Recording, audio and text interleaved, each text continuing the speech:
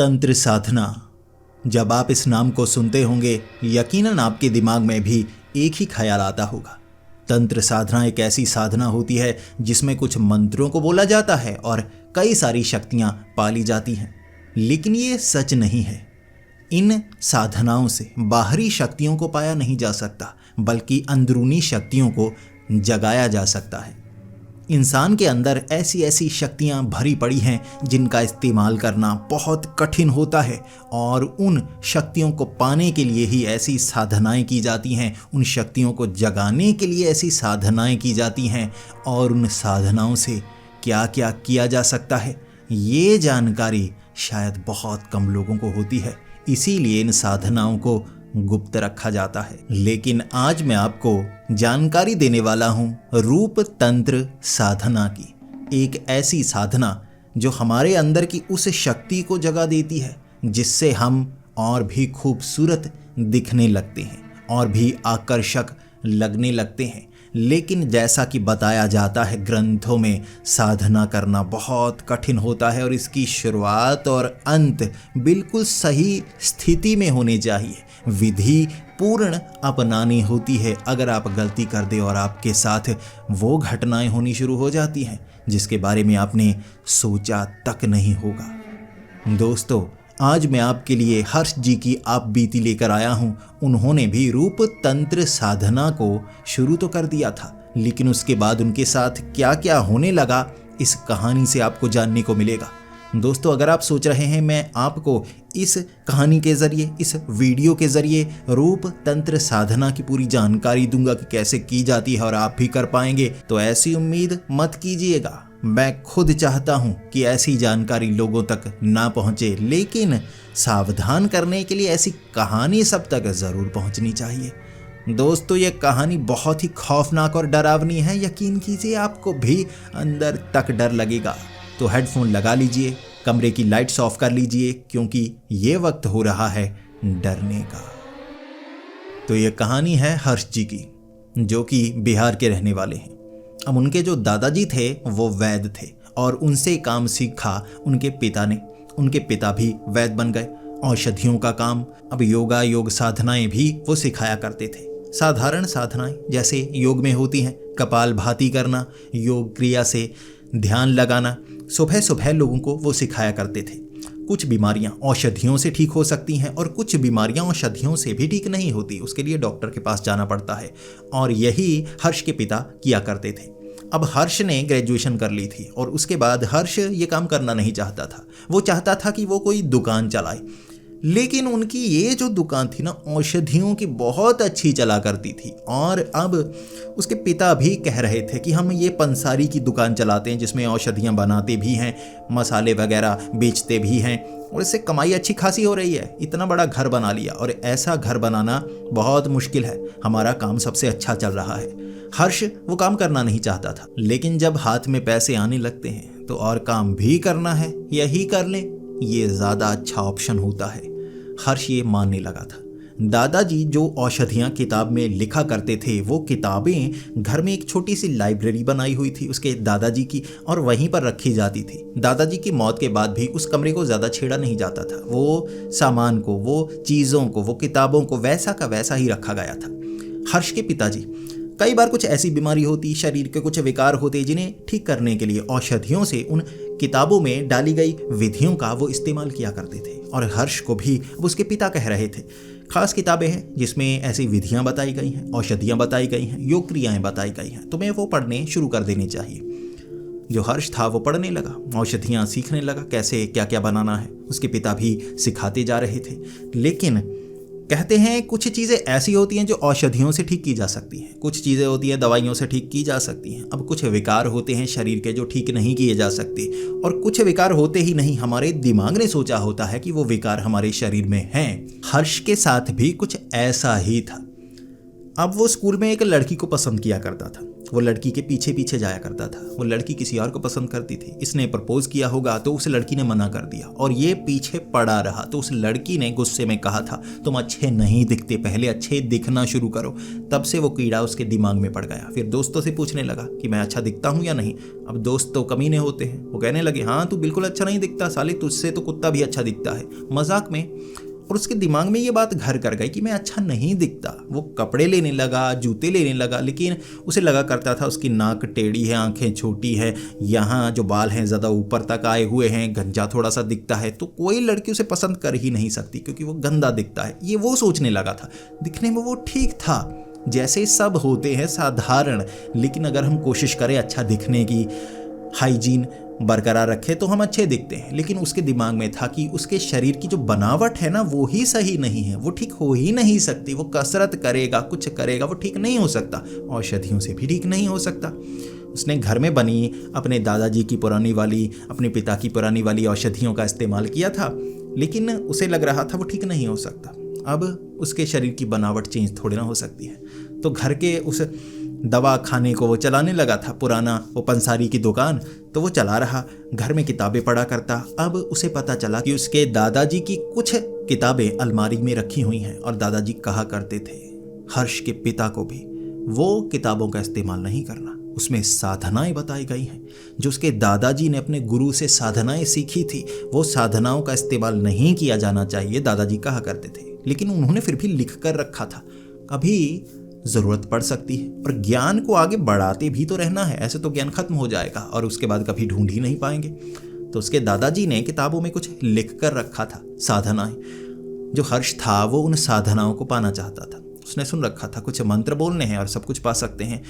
अगर हम ढेर सारा धन पाले ऐसी साधना करके तो काम करने की क्या ज़रूरत है। और कहते हैं जिसके पास महंगी महंगी गाड़ियाँ होती हैं लड़कियाँ लट्टू हो जाती हैं। तो उसने सोचा ऐसी साधना मैं करने की कोशिश करता हूँ जिससे ढेर सारे पैसे आ जाएंगे, काम नहीं करेंगे, घूमेंगे फिरेंगे, किसी और देश में जाएंगे, खूबसूरत खूबसूरत लड़कियाँ और देशों की होती हैं और शायद कोई पैसों के लिए मुझ पर लट्टू हो जाए। वो पाना चाहता था उन किताबों को, उन साधनाओं की जानकारी पाना चाहता था। पिता से झगड़ा करने लगा, लेकिन पिता मान नहीं रहे थे। दादाजी ने मरने से पहले कहा था इन साधनाओं का इस्तेमाल बहुत खतरनाक होता है, लेकिन हर्ष कहाँ मानने वाला था। अपनी माँ को उसने मना ही दिया। माँ को कहा, माँ देखो मैं आगे बढ़ना चाहता हूँ। पिताजी बस उतनी किताबों से उतनी औषधियों का काम करते रहते हैं, दादाजी कितने ज्ञानी थे। तो हर्ष की माँ ने कहा, हाँ बहुत ज़्यादा दिमाग था उनका, तुम्हारे पिता का उतना दिमाग नहीं है जो तुम्हारे दादा का था। और हर्ष कहने लगा, दादाजी मुझसे प्यार किया करते थे ना, मुझसे बहुत ज़्यादा प्यार किया करते थे, क्योंकि उन्हें लगता था कि मैं आगे बढ़ सकता हूँ। अब जो हर्ष की माँ थी वो कहा करती थी, तुम्हारे पिता का इतना दिमाग नहीं है, तुम्हारे दादा का बहुत दिमाग था, तुम्हारा भी बहुत दिमाग है। तो हर्ष ने मना लिया कि मैं अपने दादाजी जैसा बन जाऊंगा, वो सारी औषधियाँ सीखूंगा, वो सभी साधनाएं सीखूंगा। तो उसकी माँ ने जिद की और पिता के सामने ये बात रखी। तो पिता क्या करते, अलमारी को खोलना पड़ता, पत्नी की बात टाल नहीं सकते थे। अलमारी को खोला गया, पुरानी पुरानी किताबें मिली, कई किताबों में घुन लग चुका था। तब बात समझ में आई, अलमारी खोलनी चाहिए थी, वो बातों को आगे और जगह पर लिख देना चाहिए था या प्रिंट करवा देना चाहिए था, ज़्यादा अच्छा होता। कई किताबें गल चुकी थी, जानकारी जैसे लोप हो चुकी थी, कुछ किताबें सही सलामत थी, उन्हें खंगालने लगा था।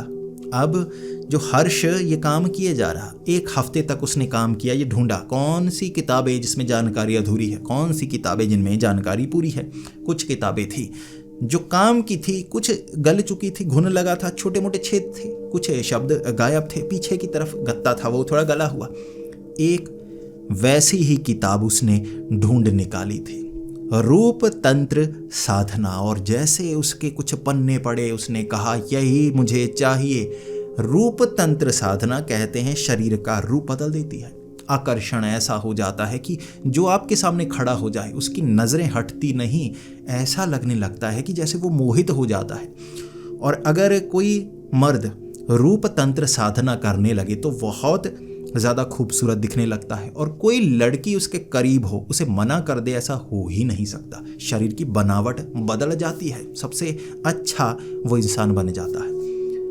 तो जो हर्ष था उसे लगा यही तो चीज़ थी जो मुझे चाहिए थी। दादाजी अच्छे दिखा करते थे, पिताजी भी ठीक ठाक दिखते हैं, लेकिन मैं उतना अच्छा नहीं दिखता, मैं अच्छा हो सकता हूँ। साधना का इस्तेमाल करूंगा। दादाजी ने साधना का इस्तेमाल किया होगा, तभी तो विदेश में 2 बार घूम कर आए थे और कहा करते थे कि लड़कियां उन पर मरा करती थी। ये साधना किया करते थे दादाजी। उसने किताब निकाल ली, पिताजी को बताया नहीं, पढ़ने लगा, सभी चीज़ें पढ़ने लगा। फिर पता चला सिर्फ मंत्र नहीं बोलने हैं जैसा उसने सोचा था, मंत्र बोलने हैं और शक्तियाँ आ जाएंगी, ऐसा नहीं। अच्छे से समझाया गया था, शरीर में शक्तियाँ होती हैं, शरीर में बदलने की शक्तियाँ भी होती हैं। एक इंसानी शरीर, एक औरत का शरीर जो बच्चा पैदा कर सकता है और वो बच्चा बड़ा होगा फिर वो भी बच्चा पैदा कर सकेगा। ऐसे लाखों सालों से, हजारों सालों से इंसानों की प्रजाति आगे बढ़ती जा रही है। अगर एक शरीर एक बच्चा पैदा कर सकता है तो अपने शरीर के विकार क्यों नहीं ठीक कर सकता? उसमें शक्ति होती है। अगर बच्चा जो छोटा है फिर बड़ा हो जाता है तो शरीर के अंग जो खराब हो चुके हैं उन्हें भी नया बनाया जा सकता है। शरीर में शक्ति है लेकिन मस्तिष्क वो काम करना नहीं चाहता। शक्तियां शरीर में होती हैं, बस उन्हें जगाना पड़ता है। ये चीज़ें थीं उन किताबों में, साधनाओं की किताबों में। वो पढ़ने लगा, जैसे जैसे पढ़ने लगा दिमाग खराब होने लगा। उसे लगा बस ये रूप तंत्र साधना मुझे करनी है और उसने दिमाग लगा लिया। अपने काम से छुट्टी ली कि मैं घूमने के लिए जा रहा हूँ और हिमाचल में घूमने के लिए चला गया। वहाँ पहाड़ों में एक ऐसी जगह थी, कुछ दोस्त थे जो हिमाचली थे, वहाँ बिहार में एक कॉलेज में पढ़ने आए थे, दोस्त बने हुए थे, ठीक है, उस राज्य के। और वो इतना ज़्यादा उसे प्यार भी किया करते थे कि कभी घूमने आना है ना पहाड़ों में तो हमारे वहाँ ना, घर में रह कर जाना।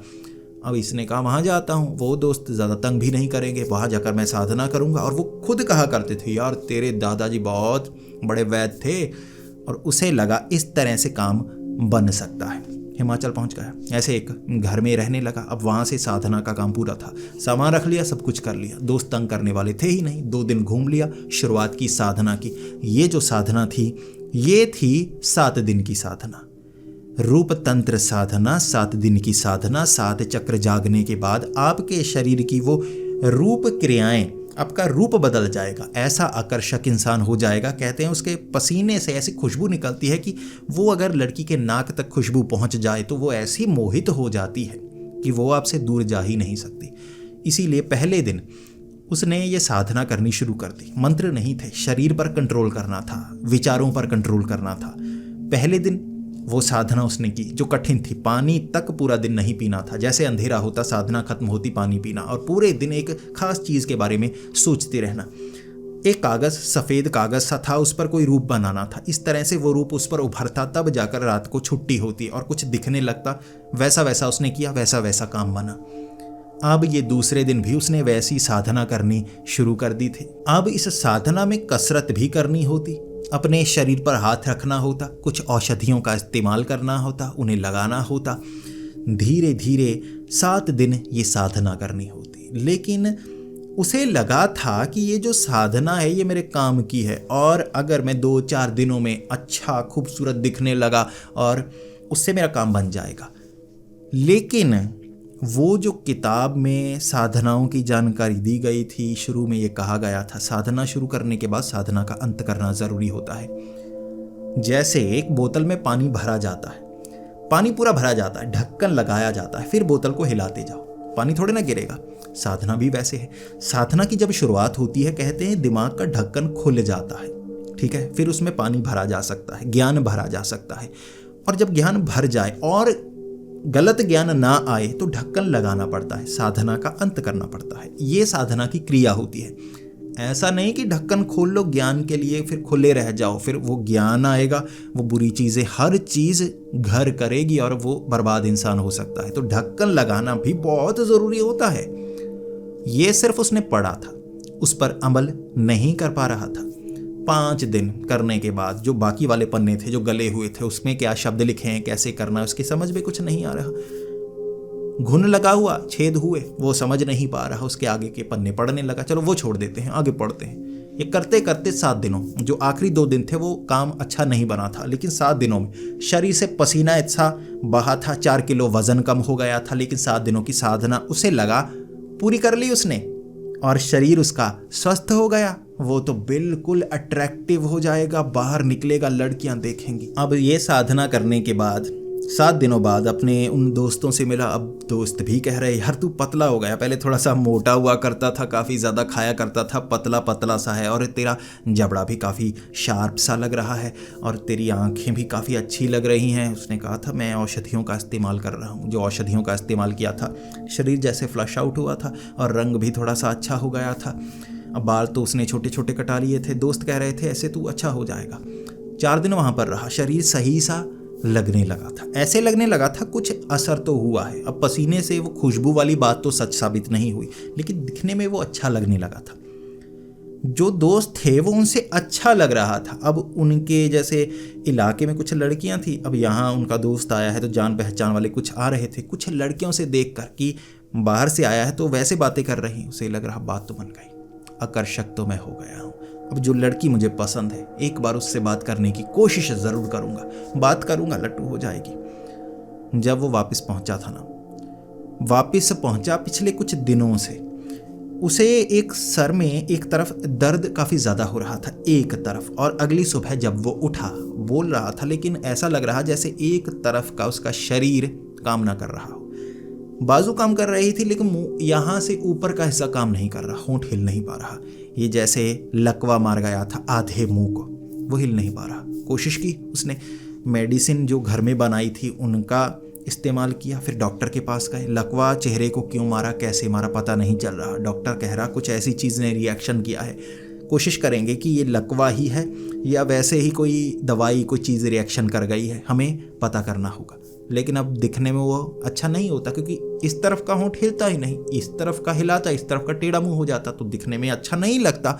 उम्र इतनी ज़्यादा नहीं थी, देखने में ऐसा लग रहा था उम्र काफ़ी ज़्यादा बढ़ गई हो उसकी। उसके अगले दिन डॉक्टर के पास अपॉइंटमेंट लेने के बाद सर में बहुत ज़्यादा खुजली रहने लगी, डैंड्रफ बहुत ज़्यादा हो गया था, सफ़ेद रंग का जैसे कपड़े पर झड़ने लगा था। फिर बाल झड़ने लगे, और जो बाल झड़ने लगे चमड़ी के समेत झड़ने लगे। अब सर बहुत ज़्यादा खराब हो गया था।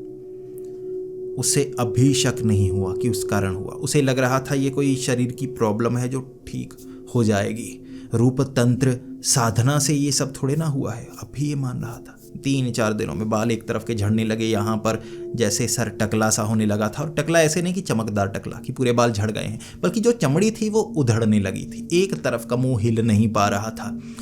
खाने पीने में थोड़ी सी परेशानी होने लगी थी, पेट बहुत ज़्यादा दर्द रहने लगा था। अब उसका जो हाथ था एक तरफ से यहाँ से काला सा होने लगा था, और हाथ में जैसे जान नहीं रहती, चीज़ उठाई नहीं जाती, शरीर थका थका रहता, उठा नहीं जाता, चला नहीं जाता, मन नहीं करता। जैसे थकान बहुत ज़्यादा हो तो मन नहीं करता, खाना ज़्यादा खाने की कोशिश करता, खाना खाया नहीं जा रहा, जिस कारण वो पतला होता जा रहा। 20-25 दिन ये काम हुआ। मुंह थोड़ा सा ठीक हो गया था, जो पहले टेढ़ा था जैसे लकवा मारा था वो दवाई के कारण अब ठीक हो गया था, लेकिन शरीर बहुत ज़्यादा पतला। अब हड्डियां सी निकलने लगी थी, दिखने में अच्छा नहीं, बाल झड़ने लगे थे। और जो उसकी दाढ़ी थी, उम्र बहुत कम थी, दाढ़ी सफ़ेद हो गई थी पूरी की पूरी, जैसे सफ़ेद बाल निकलने लगे थे, सारे के सारे बाल दाढ़ी के सफ़ेद हो रहे। और उसके बाद उसके जो पिता थे वो कह रहे तूने हिमाचल में क्या किया, कुछ खाया तूने, किसी ने तुझे कुछ खिला दिया, तुझ पर जादू टोना कर दिया। फिर उसके दिमाग में आया, उसने अपने पिता को कहा रूप तंत्र साधना की थी ताकि मैं खूबसूरत लग सकूं, ये तो उल्टा पड़ गया। उसके पिता ने कहा था कुछ तंत्र विद्याओं के बारे में मुझे बताया था तुम्हारे दादा ने, शुरुआत बताई थी लेकिन अंत पूरा नहीं बताया। मुझे इतना पता है तंत्र साधना शुरुआत और अंत पूरी करनी पड़ती है, बीच में छोड़ दिया ना जो नुकसान होगा वो फायदे से बहुत ज़्यादा होगा।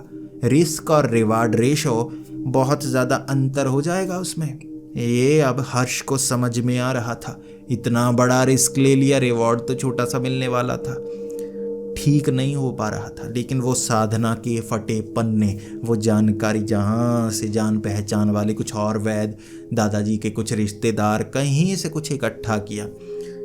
तब उस साधना को रोकने, पूरा करने की विधि तो अब नहीं थी क्योंकि इससे बहुत खराब हो सकता था। वो साधना दोबारा नहीं की जाती, एक बार की जाती है शरीर में बदलाव के लिए। साधना को अंत, जैसे कि मैंने कहा बोतल का ढक्कन तो लगाना पड़ता ना, तो वो साधना का अंत किया। वो खास चीज़ें औषधियाँ खाकर वो आखिरी दिन की साधना और वो माफ़ी, वो उसका अंत था। अब उस साधना का अंत करने के बाद शरीर ठीक होने लगा, अब ऐसा नहीं कह सकते कि बिल्कुल ठीक होने लगा। शरीर पतला था, वजन बढ़ने लगा, डैंड्रफ था, चमड़ी उधड़ रही थी, ठीक होने लगी। धीरे धीरे जो सफ़ेद बाल दाढ़ी के आए थे वो ठीक नहीं हुए। सफ़ेद बाल जब आ जाते हैं तो दोबारा काले नहीं आते, ये बाद में पता लगा था उसे।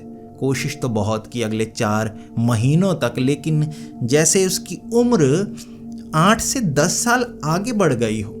कोई नहीं कह सकता था कि वो 23-24 साल का कोई लड़का होगा। हर किसी का कहना था ये तो दिखने में 32-33 साल का लड़का लगता है। उम्र आगे बढ़ गई थी उसकी। साधना का गलत प्रयोग किया था, बताया था उसके पिता ने, ये नहीं करना चाहिए। उसने किया और उसका हर्जाना उसे भुगतना पड़ा। ऐसी होती हैं साधनाएं। अगर आपको लगता है आपकी समस्याएं साधनाएं इतनी आसानी से सुलझा सकती हैं तो जानकारी पूरी होना बहुत ज़रूरी होता है। और आप अगर कोई किताब लेकर आएंगे और कहेंगे मैं साधना करना शुरू कर दूंगा, हो सकता है उसमें साधना को शुरू करने का तरीका बिल्कुल सही बताया गया हो, लेकिन अंत करने का तरीका सही ना बताया गया हो। फिर आपके साथ भी कुछ ऐसा हो गया, फिर क्या करोगे? और ऐसी चीज़ जिसकी जानकारी ही नहीं है, ढूंढते रह जाओगे। हर्ष फिर भी बच गया, उसी जगह पहुंच गया जहां से शुरू किया था। बस कुछ दाढ़ी के बाल सफ़ेद हुए थे। अगर कुछ ज़्यादा हो जाता शायद वो दोबारा उसे ठीक ना कर पाता। आप भी जानकारी नहीं है तो साधनाओं से दूर ही रहिए। बहुत खतरनाक होती हैं साधनाएं अगर जानकारी अधूरी हो। तो दोस्तों, आपको ये जानकारी कैसी लगी, ये कहानी कैसी लगी, प्लीज़ कमेंट्स में ज़रूर बताएं। अगर आप कुछ सवाल पूछना चाहते हैं तो मैं उन सवालों का जवाब खुशी खुशी देना चाहूँगा, लेकिन सवाल भी जायज़ से होने चाहिए। दोस्तों, अगर आपको ये वीडियो पसंद आई हो तो इसे लाइक और शेयर ज़रूर करें। मोटिवेशन की ज़रूरत है, आप बस इस वीडियो को लाइक ज़रूर कर देना। और अगर आपको ऐसी ही वीडियोस देखना पसंद है, हॉरर स्टोरीज सुनना पसंद है, रोमांचक कहानियाँ सुनना पसंद है, तो हमारे इस चैनल को सब्सक्राइब ज़रूर कर लें। आगे आपको और भी रोमांचक कहानियाँ सुनने को मिलेंगी। तो मिलते हैं अगली वीडियो में, तब तक के लिए डरते रहें।